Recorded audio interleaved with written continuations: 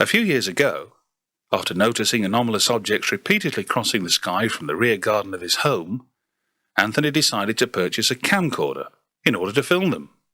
But there were no guarantees they would pay him a return visit.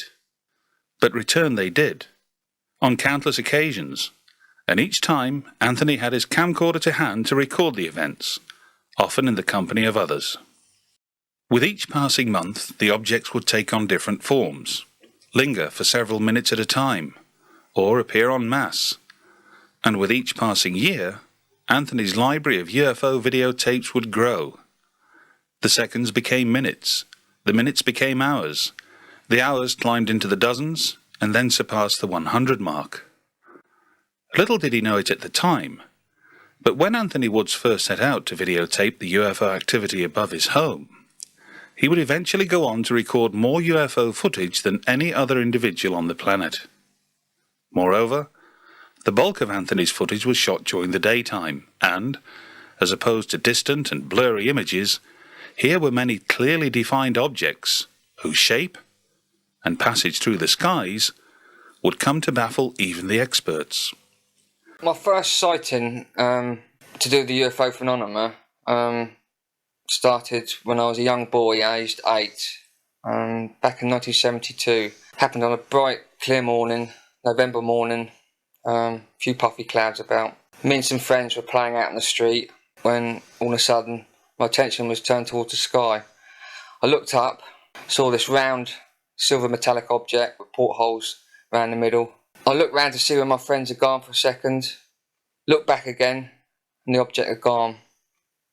I mean, after the sight in 1972, when I was aged 8, I had a lot of recurring dreams about the phenomena, about UFOs. Even though I didn't know what it meant, I didn't know what UFOs really were and that. I mean, it touched me when I was really young, aged 8. And inside I was, wanted to find the answers, what it was all about. But it wasn't until I was in mid-20s, when I met my future wife now, that the next experience really started for me again. And that was in 1990, on holiday down in the New Forest. We'd been out in the evening, we had a meal, come back to the tent. We sat down outside the tent, just admiring the beautiful sky. And suddenly, I could see right up high, 2 little dots dancing in the sky, moving from one point to the other, just like playing tag. 2 little dots dancing all over the place. We just both watched these 2 dancing lights for over half an hour, and I can't even remember how they went. We were just watching them, and then they were gone. It was quite amazing. About a week after that, we got back home one evening, probably about 5:30, 6 o'clock. This is in August. I looked out over towards Portsdown Hill, and I saw a black object above the bases in Portsdown Hill. I couldn't figure out what it was. I knew it wasn't something mundane or ordinary, something weird. The next night, in the newspaper, there was a local professor from a local college that also observed this sighting, this object.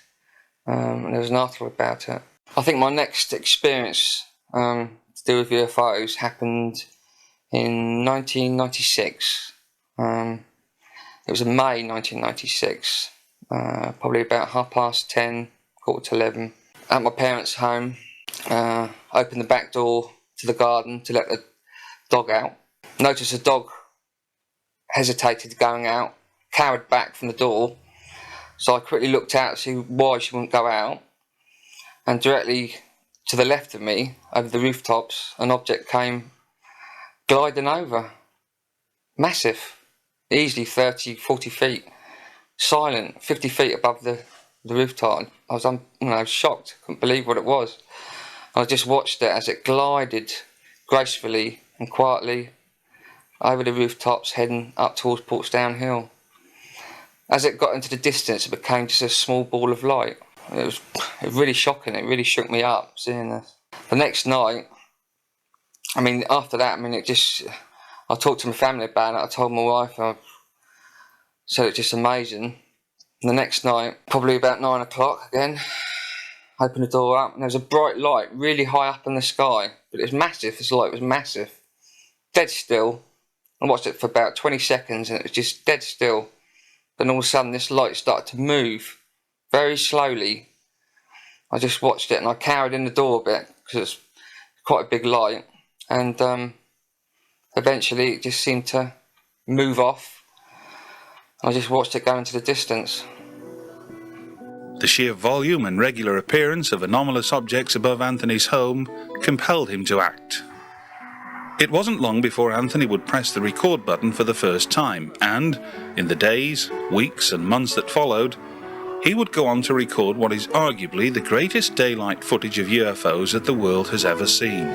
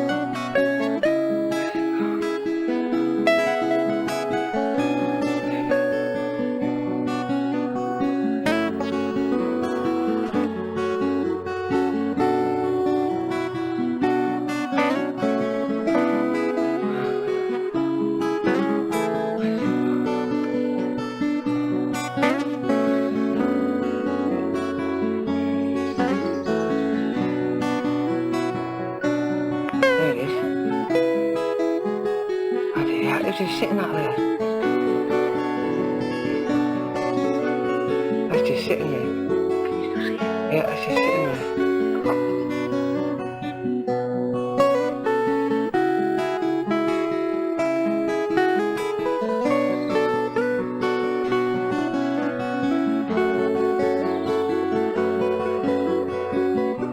Just sitting there. It's moving now. Amidst this extraordinary activity, one day in particular stood out. It was the day when Anthony came to film a fleet of UFOs above his home. Although these hundreds of mysterious sphere-like objects are strikingly similar to those filmed in daylight skies over Mexico, there is one important distinction to be made. This particular fleet meandered through the daytime skies above Portsmouth, uninterrupted, for almost 6 hours. For Anthony and others who watched this spectacle, it was an incredible sight. This was another fleet sighting. This was absolutely amazing. It started for me once again, just walking out in the garden and seeing this fleet of objects in the sky. Called to my wife again and she watched with me, and it was really spectacular and amazing. These objects were in clear formations. At one point they seemed to be a cross formation. You can see the movement between the objects are interacting with each other, and you know, whatever these objects are, they're not balloons, they're not mundane. There's clear, intelligent movement. It's just amazing.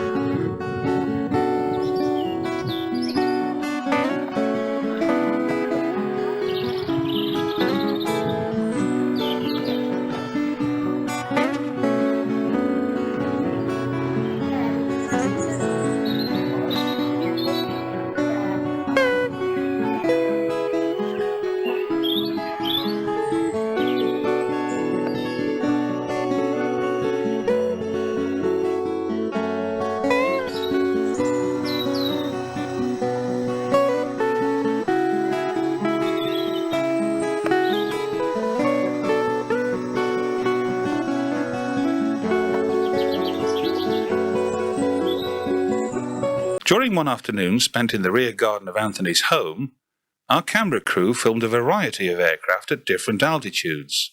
Birds came and went, and then, out of the blue, appeared a solitary sphere, which was filmed independently on 3 different cameras. Conventional and unconventional aircraft are familiar to most, as indeed are their military variants.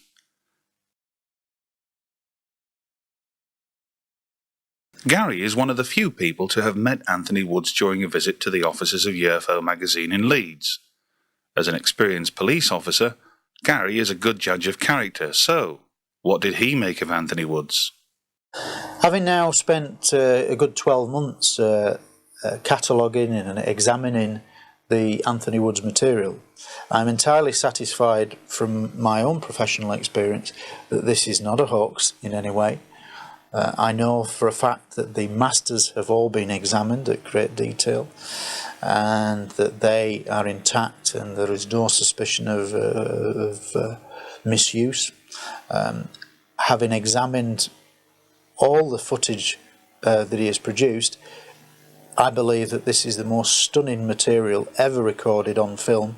While the majority of Anthony's UFO footage was taken from the rear and front gardens of his home, there were occasions when he managed to record them elsewhere, more often than not, in close proximity to military installations. Is this object, filmed hovering for a considerable period of time above one such installation, some form of unconventional, but nonetheless man-made remotely powered vehicle? Or is it a genuine UFO?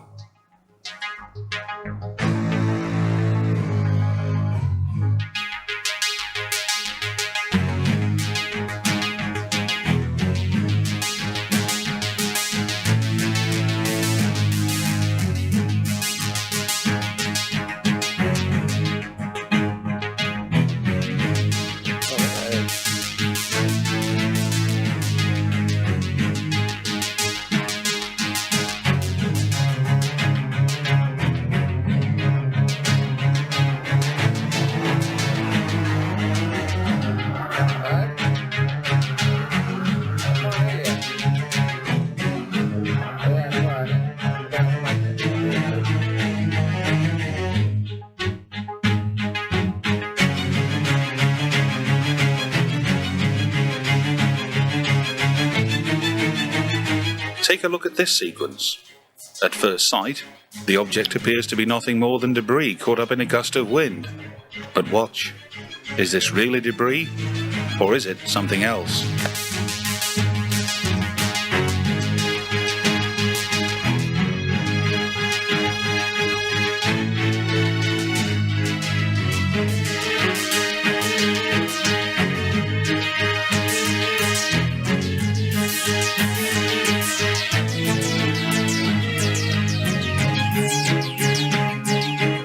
Now compare it to this object, which Anthony Woods captured on film on a relatively mild, calm day. Are the two one and the same? And what are we to make of its extraordinary shape and aerobatics?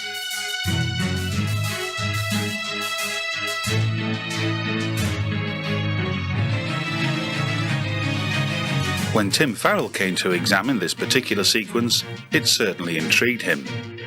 Now retired from the RAF and living in Cornwall, Tim is an expert witness often called upon to give evidence on video footage. He could not explain the object and wondered, what's keeping it up? But by far and away the most unusual looking UFO ever filmed by Anthony Woods is this. Filmed in the presence of his brother-in-law, Tony, this extraordinary object is like nothing ever seen, nor photographed or filmed, in UFO history. Here now is the sequence in full for you to ponder.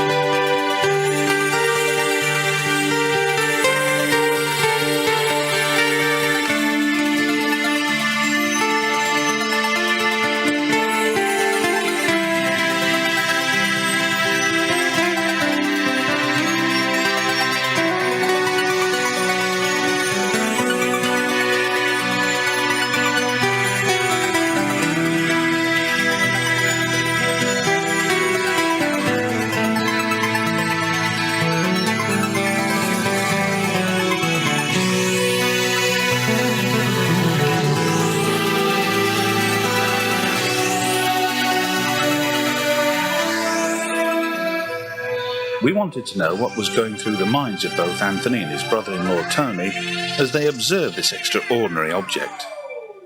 To help in our understanding of the makeup of this object, we commissioned Andrew Fry to undertake a painstaking frame-by-frame analysis of the footage. Andrew, whose background in computer animation has seen him work on hit movies such as Jurassic Park, used some of the most sophisticated computer software available to come up with this amazing 3D rendition. Here, he explains how he went about that process, and offers his thoughts as to what the object might be, and definitely is not. I received the video from you, and I'd already previously, I was really intrigued. I thought it was an outstanding piece of filming, and I thought I could clean this up, and it would be good to see what it looked like. So the first thing I did was enlarge the image, which would produce that ship there. That's the cleanest I could get it from the video that I had. There it is.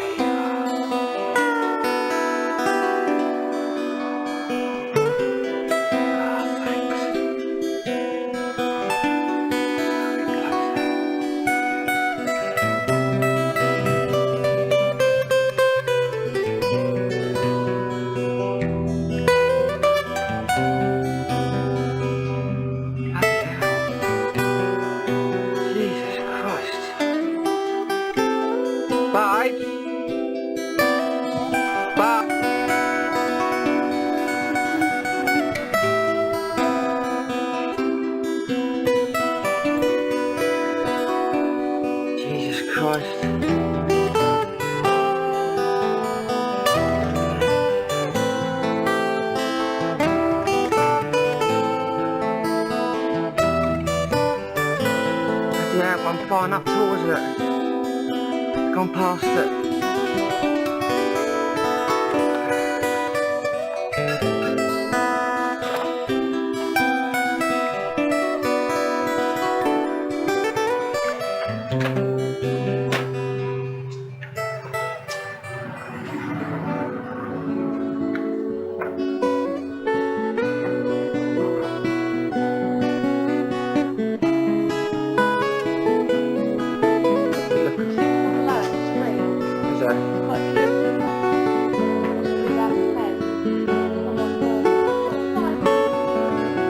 Close to that one.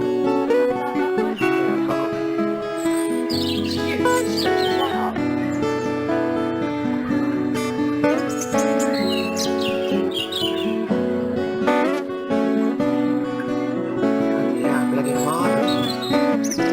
Jesus Christ, guys.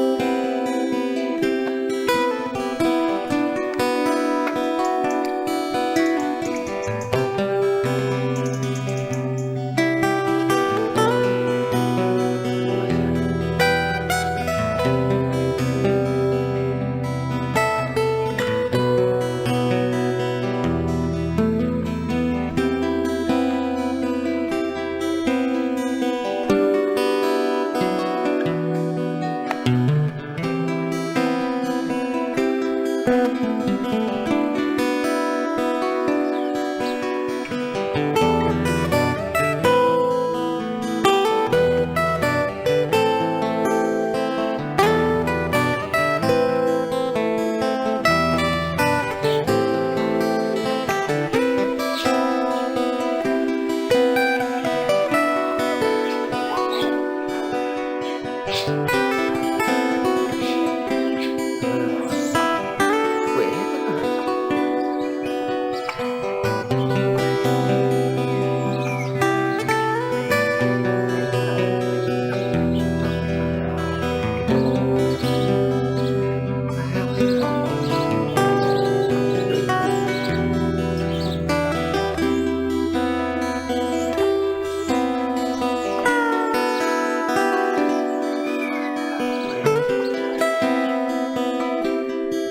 the way it's moving?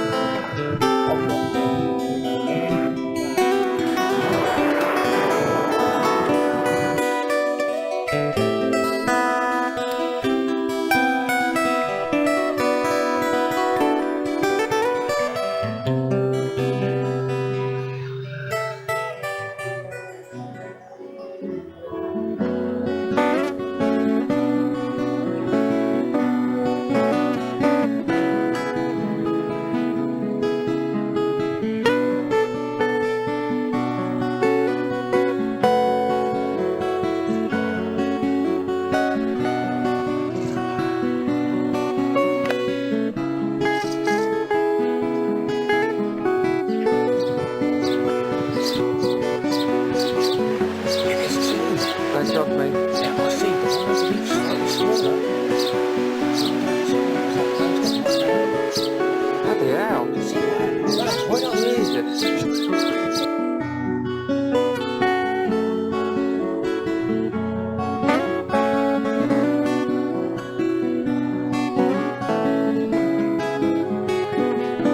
Yeah. Bloody sun.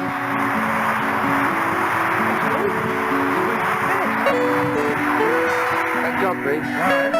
Thanks, Yeah.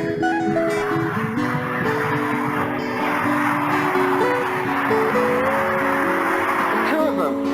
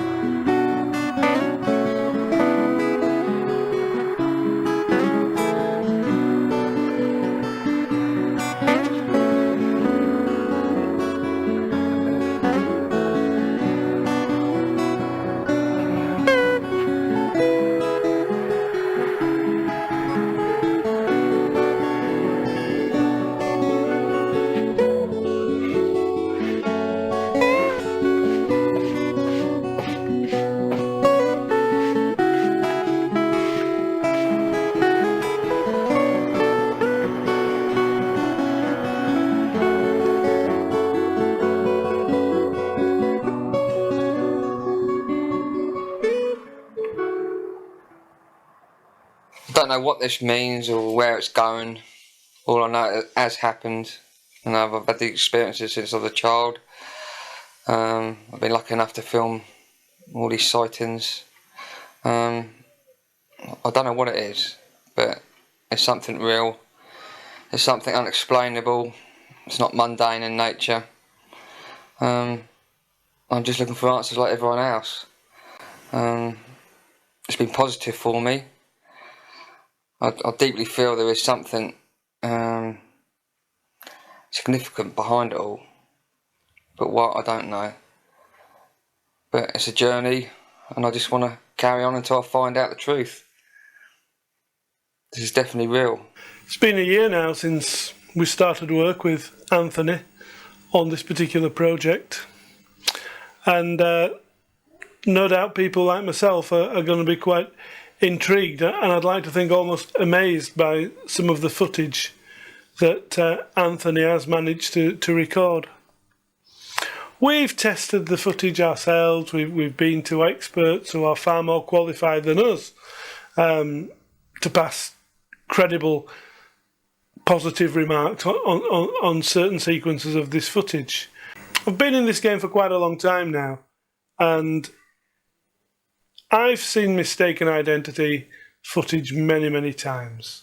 I've seen things that I'm sure has been known to the actual videographer that it wasn't really anything exciting. People have tried to dupe me over the years, and not just me. There are certain people out there that are one or two people that seem to be gifted with the knack of being in the right place at the right time. And I feel Anthony and his brother-in-law Tony are two of those such people. The time that my colleague Tony Barker and I were with Anthony and Tony filming for this particular project, The Journey, and our eyes were peeled really way out into the distance, and what seemed to be an extremely high altitude compared to what else we could see in the sky. This solitary sphere came across the skies. The thing that intrigued me was that when I first recorded that image, it appeared to be thousands and thousands of feet in the air. I'm sure you can agree with me that the thing seems to be somewhere in the regions of air traffic, in other words, 35,000, 40,000 feet, way up there. By the time it had travelled the distance in just a few seconds to be over Anthony's home, then this thing was just a few hundred feet up in the sky. Now, if the skeptics are going to tell me then all I filmed is a balloon, then it's a darn good balloon, because this one's coming down. You know, in most instances you'd expect a balloon that's lighter than air to rise on the wind and travel just blown in a single direction. Well, this thing came down and lost altitude at a hell of a rate of knots and impressed me. Something else that caught my eye during the filming of this particular project was, again on a visit to Anthony's home, my colleague Tony was taking photographs, still photographs, and we were just getting photographs of the trees that were in shot of that film for reference. Now, here's the photograph. Take a look for yourself.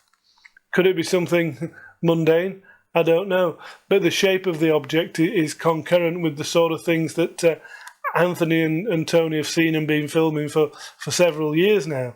Anthony's still filming strange objects. Just take a look at this. Collection of objects in the sky, filmed not only by Anthony but by his wife as well. 2 separate cameras.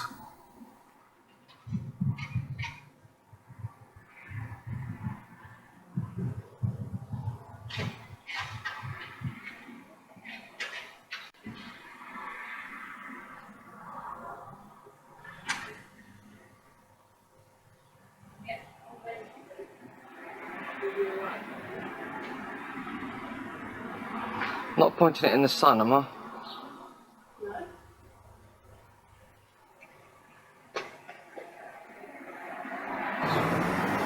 The speed of it. Hardly moving.